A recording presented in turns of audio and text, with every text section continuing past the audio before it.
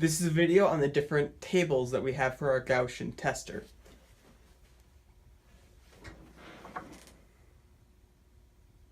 This is a video on the different tables we have for our tester.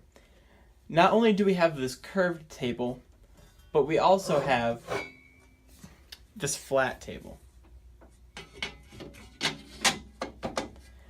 Installing the table is as simple as that, although getting the fabric on is a little bit more tricky this way because it's not as easy to get back to that flat back there.